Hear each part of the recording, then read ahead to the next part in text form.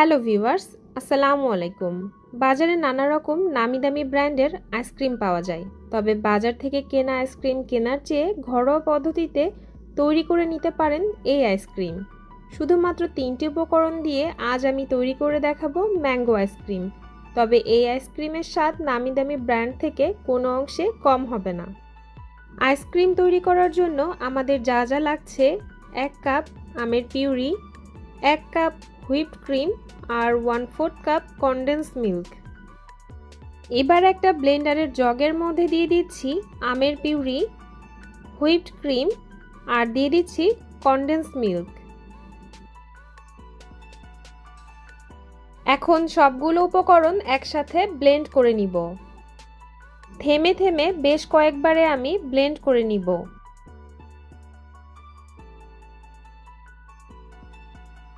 Blend করার পর দেখা যাবে আইসক্রিমের সুন্দর একটা স্মুথ মিশ্রণ তৈরি হয়ে গেছে। এখন এক সাইডে রেখে দিয়ে আম টুকরো করে নিচ্ছি।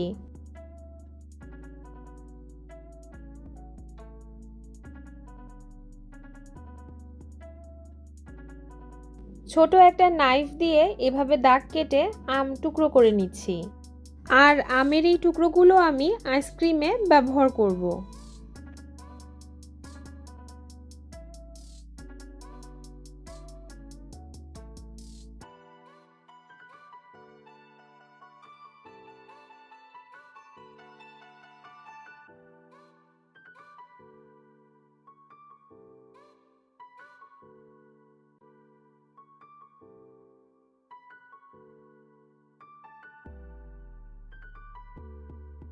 আইসক্রিমটা জমানোর জন্য আমি এরকম একটা কেকের মোল্ড নিয়েছি। তারপর এর মধ্যে বাটার পেপার বিছিয়ে দিচ্ছি। আপনাদের হাতের কাছে যদি বাটার পেপার না থাকে তাহলে কোনো সমস্যা নেই, আপনারা বাটার পেপার ঘরে বানিয়ে নিতে পারবেন খুব সহজে। বাটার পেপার তৈরির জন্য লাগবে এরকম একটা কাগজ আর লাগবে বাটার। বাটারটাকে মেল্ট করে নিয়ে এই কাগজের উপরে একটা অয়েল ব্রাশ দিয়ে ব্রাশ করে নিলেই তৈরি হয়ে যাবে বাটার পেপার।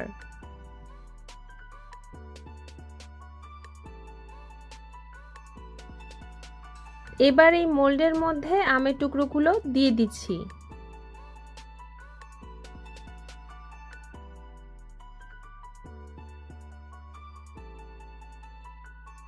এখন উপর দিয়ে দিচ্ছি আইসক্রিমের মিশ্রণ।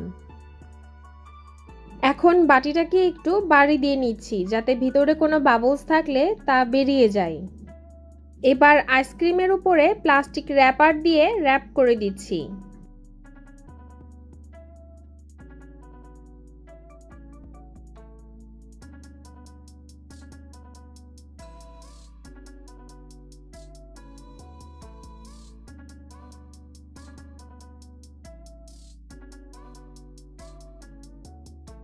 এখন আইসক্রিমটা জমানোর জন্য ডিপ ফ্রিজে রেখে দিব 12 ঘন্টার জন্য। তবে সবচেয়ে ভালো হয় যদি আইসক্রিম পুরোপুরি সেট হওয়ার জন্য ওভারনাইট ডিপ ফ্রিজে রেখে দেন। আপনাদের হাতে সময় কম থাকলে কমপক্ষে 7 থেকে 8 ঘন্টার মতো রেখে দিবেন।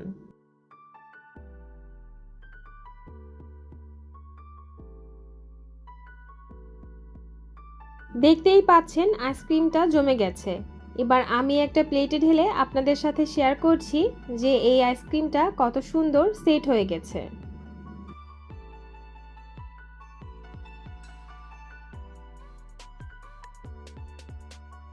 তৈরি হয়ে গেল ভীষণ মজার ম্যাঙ্গো আইসক্রিম।